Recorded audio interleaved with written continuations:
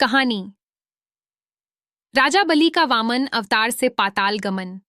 एक समय की बात है जब एक अहंकारी राजा को सबक सिखाने के लिए स्वयं भगवान एक बौने ब्राह्मण के रूप में प्रकट हुए। यह कहानी दिखाती है कि कैसे भगवान अपनी बुद्धि और युक्ति से न्याय करते हैं। असुरों के राजा बलि एक शक्तिशाली और धर्मात्मा राजा थे, लेकिन उनका अहंकार बढ़ता जा रहा था। उन्होंने अपनी शक्ति से तीनों लोकों पर अधिकार कर लिया था और देवताओं को उनके स्थान से हटा दिया था।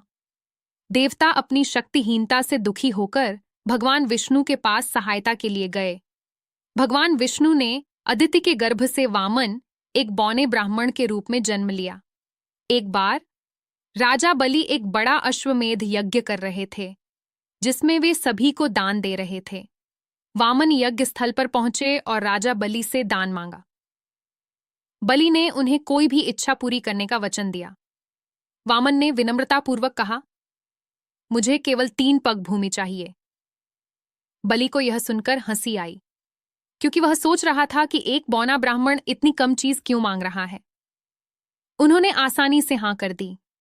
बलि के गुरु शुक्राचार्य ने वामन के असली स्वरूप को पहचान लिया और बलि को चेतावनी दी, लेकिन बलि अपनी प्रतिज्ञा से पीछे हटने को तैयार नहीं थे। वामन ने अपना विशाल रूप धारण किया, जिसे त्रिविक्रम रूप कहा जाता है। पहले पग में उन्होंने पूरी पृथ्वी को नाप लिया, दूसरे पग में उन्होंने पूरे स्वर्ग को नाप लिया। अब तीसरे पग के लिए कोई जगह नहीं बची थी। वामन ने बलि से पूछा, तीसरा पग कहाँ रखूं?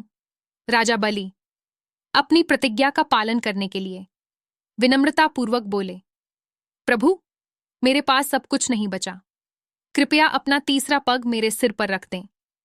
वामन ने अपना तीसरा पग बलि के सिर पर रखा और उन्हें पाताल लोक भेज दिया, जहां वे सुखपूर्वक रहने लगे। ये कहानी अहंकार के पतन और भगवान की लीला को दर्शाती है।